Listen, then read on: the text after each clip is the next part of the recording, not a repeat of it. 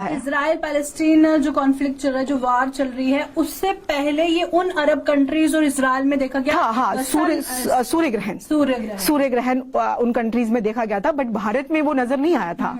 But बाहर की countries में बहुत अच्छे से वो कभी कभी बहुत बुरा असर भी इसका होता है, असर भी होता है, देखने को मिलता है। बिल्कुल बिल्कुल बिल्कुल। तो चांद की तरफ ऐसे देख सकते हैं इन आंखों से कि नहीं देखना है, मतलब बाहर जाके नहीं देखना है या देखना है? नहीं, बिल्कुल नहीं देखना चाहिए। अगर कोई दूरबीन वगैरह है तो उससे जिस चांद को हम हर रोज देखते हैं, रात को वो चांद कुछ इस तरह का दिखने वाला है।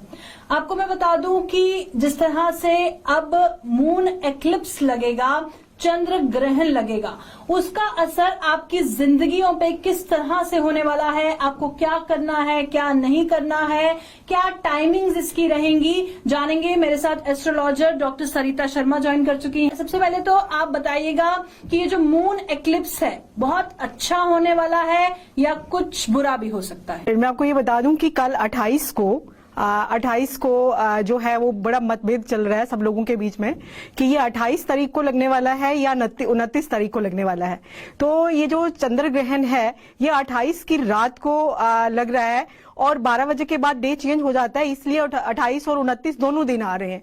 तो ये चंद्र ग्रहण जो है ये रात के समय लगेगा और रात के समय ये 1:06 पे लगेगा मैम, और ये जो है ये चलेगा 2:20 तक, यानी रात को जिस वक्त सारे सोए होंगे उसी टाइम लगेगा। हाँ। तो जैसे जब एक्लिप्स होता है, ग्रहण होता है, बोलते हैं आप सब्जी मत काटो, सो मत जाओ, तो कैसे मैनेज होगा क्योंकि सब सोए होंगे? जो चंद्र ग्रहण है ये भारत में नजर आएगा, यानी आप ऐसे इन आंखों से सामने देख पाएंगे कि कैसे? बिल्कुल बिल्कुल।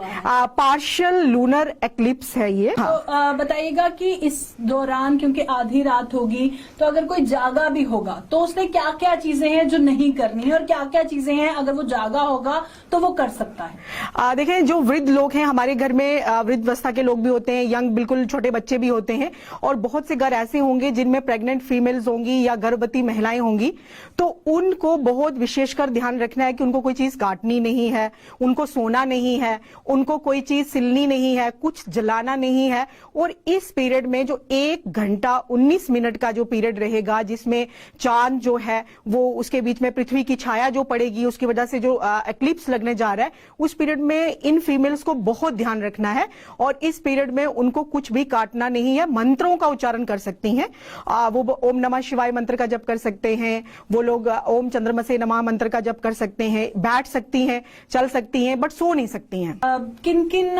कौन कौन से लोग हैं जिनकी जिंदगी पे बहुत अच्छा असर पड़ने वाला है और कौन लोग हैं जिसके लिए थोड़ा खराब भी साबित हो सकता है? देखिए, ये चंद्रमा जो है हमारी टोटल 12 राशियां हैं जिनको आप सब जानते हैं, जिनको ज़ोडिएक्स बोलते हैं, और 27 नक्षत्र है। और ये वाला जो लूनर एक्लिप्स है जिसको आप चंद्र ग्रहण कहते हो, ये अश्विनी नक्षत्र और मेष राशि पे लगने जा रहा है।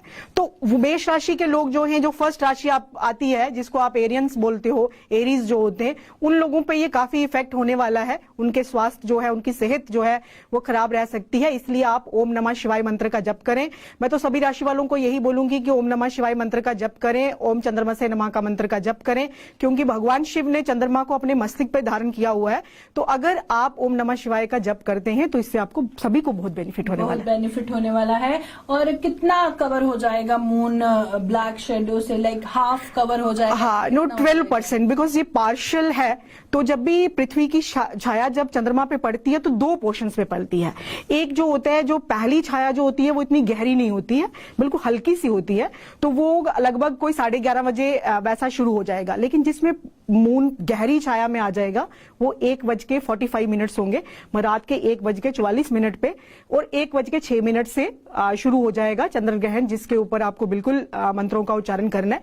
मंत्रों के उच्चारण पे मैं इसलिए बार बार बोल रही हूँ बिकॉज ग्रहण काल में जो हम मंत्र जप करते हैं उसका करोड़ गुना फल मिलता है।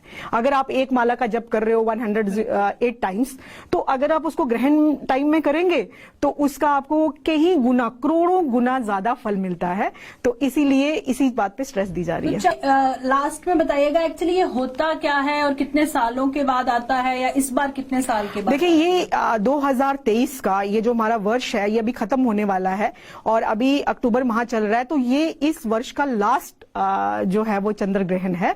और इससे पहले एक माह में 2 जो है वो ग्रहण लगना, जिसमें अब सूर्य ग्रहण लगा, वो हमारे देश में नजर नहीं आया, बट बहुत सी कंट्रीज बाहर, बहुत कंट्रीज में नजर आया। तो आपने अभी उसके इफेक्ट देख लिए कि जो वॉर चल रही है वो सूर्य ग्रहण हमारे देश में वो नहीं नजर आया, पर चंद्र ग्रहण जो है ये हमारे देश में नजर आएगा भारत में, बट उसके साथ साथ बहुत दर्जनों अदर कंट्रीज हैं जिनमें ये नजर आ रहा है, जिस तरह से पाकिस्तान है, चाइना है, नेपाल है, भूटान है, अफगानिस्तान है, यूरोप की बहुत सी कंट्रीज हैं, उसके बाद जितनी भी टर्की है, प्रशांत महासागर है, नॉर्थ अमेरिका है, डजन्स ऑफ कंट्रीज जो हैं जिसमें ग्रहण जो है वो नजर आ रहा है।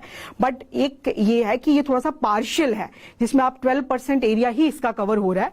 तो इंडिया में भी ये नजर आएगा, दिल्ली में ये 1:06 पे नजर आएगा, और जम्मू कश्मीर में भी, और बहुत से राज्य हैं हमारे देश के जिसमें ये नजर आने वाला है। फिलहाल जिस तरह से जानकारी दे रहे थे आपको कौन कौन सी टाइमिंग्स पे ये रहेगा, तो अपना ख्याल रखिएगा, बहुत ख्याल रखिएगा। फिलहाल दीजिए इजाजत और आपका भी बहुत बहुत शुक्रिया। Thank you.